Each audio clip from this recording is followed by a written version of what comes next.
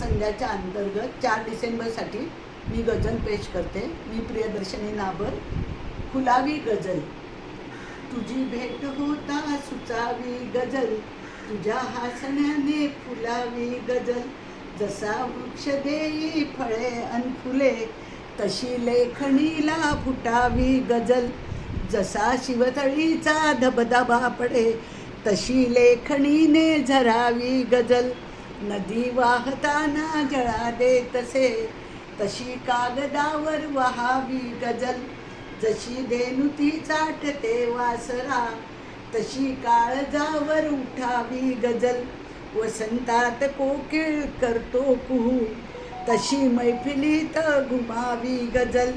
जसे मंदिरीचे निरांजन दीपे, तशी मंद ज्योती दिसावी गझल.